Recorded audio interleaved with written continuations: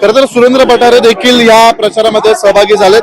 खरं तर आपण पाहतोय नुकतीच तुमची नगरसेवकपदी निवड झाली आहे, तुम्ही असाल ऐश्वर्याताई दोघेही प्रचारात आज सक्रिय दिसताय, काय सांगाल एकंदरीत या ठिकाणी काय वातावरण आहे भाजपच्या दिशेने? आपण संपूर्ण महाराष्ट्रामध्ये भारतीय जनता पार्टीचं वातावरण पाहताय आणि या ठिकाणी तळेगाव रांजणगाव सांडस या गटामध्ये आज निवडणुकीचा अर्ज दीपालीताई राहुल गव्हाणे माझ्या मोठ्या भगिनी आहे यांचा फॉर्म भरण्यासाठी समस्त जिल्हा परिषद गटातील सर्व गावकरी मंडळी एकत्रितपणे आम्ही जात आहोत आणि मोठ्या उत्साहाचं वातावरण आहे।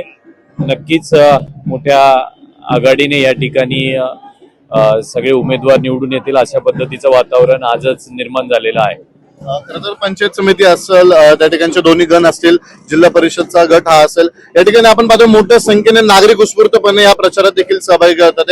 आज ताई फॉर्म भरतात, एकंदरीत काय सांगाल याबद्दल, कशा पद्धतीचं त्यांचं विजन आहे या ठिकाणी? ठीक आहे, एक सुशिक्षित महिला आणि या ठिकाणी आपल्या या जिल्हा परिषद गटामध्ये कुठेतरी प्रगतीचा मार्ग वेगाने व्हावा याच्यासाठी ज्या पद्धतीच्या उमेदवारांची गरज आहे त्याच पद्धतीचा उमेदवार या ठिकाणी या जिल्हा परिषद गटामध्ये उभा राहताना आपल्याला पाहायला मिळतो।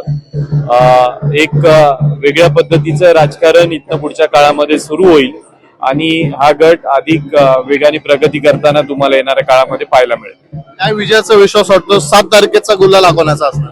100% एकंदरीत भारतीय जनता पार्टीचं संघटन असेल आणि सगळ्या गावांमध्ये एक पॉझिटिव्ह उत्स्फूर्त जो पाठिंबा सगळ्या उमेदवारांना जो मिळतोय हे पाहता नक्कीच येणाऱ्या काळामध्ये मोठ्या मताधिक्याने विजय झालेला तुम्हाला पाहायला मिळेल।